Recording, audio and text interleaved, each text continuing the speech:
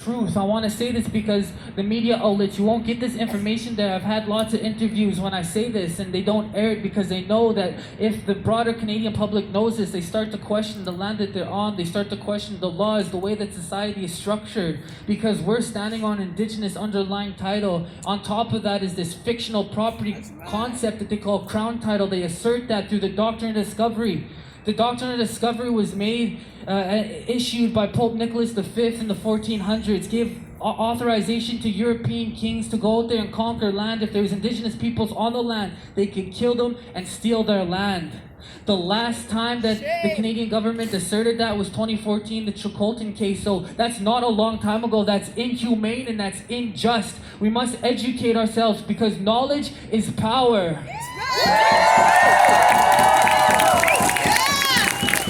The foundation is very shaky that Canada is built upon. It cannot call itself a country. It cannot, because it has no land. Canada does not own any land. They go into the courtrooms to try extinguish Indigenous nations and their title to the land, but they can't.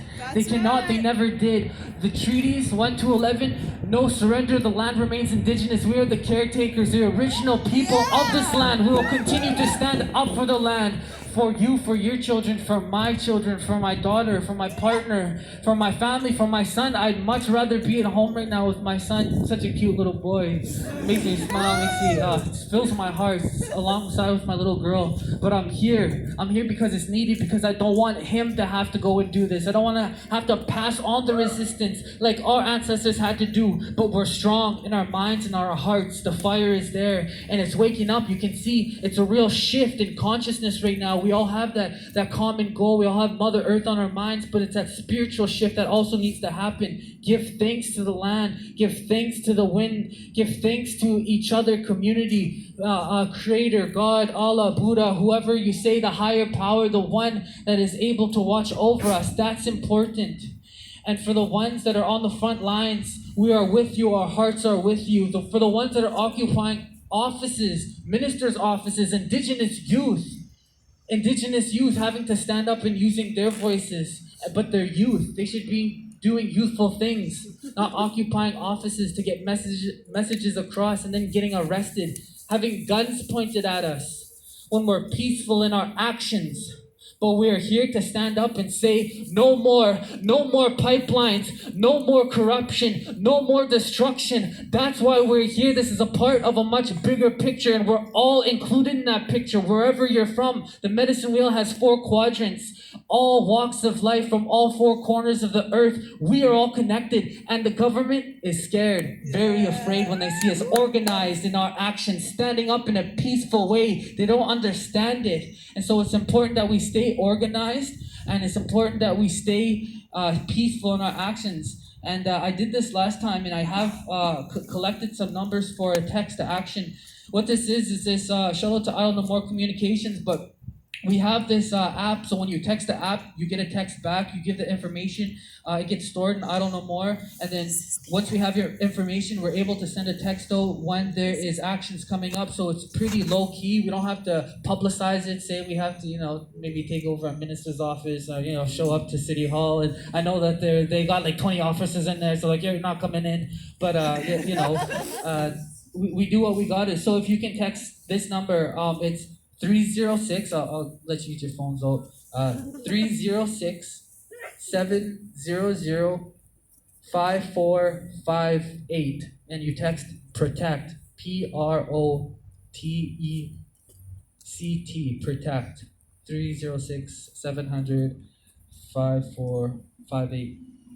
And so next time that we need you, which is going to be soon, the RCMP, they're still out there. The RCMP is still threatening Indigenous sovereignty. Indigenous peoples, we make up 5% of the Earth's population, yet we protect 80% of the Earth's biodiversity. 80%. You can understand why the governments, why the RCMP, you can understand why they've been coming after the Indigenous people, the nations, the land defenders, protectors, the ones who have true underlying title to the land, committing genocide. That's why when you see us wear red, it represents the murdered and missing Indigenous peoples, the girls, the boys, the women, the Jew-spirited peoples, the genocide that is still being committed today on these lands. Over 100 million Indigenous peoples were killed for this land that we stand on. And that's something you don't read in your textbooks. But we are still here.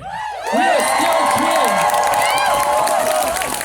We are growing in numbers. 1.8 plus million Indigenous peoples now on Turtle Island, so-called Canada. And we just had another little warrior born. His name is Dakota Bear, my little son. You see, these young people, we want to see them live in a world where we don't have to do this, where we can have that just society that Canada parades itself. It parades itself with equality. I was driving around the other day and I heard on the radio that Canada was ranked like #1 in terms of quality of life.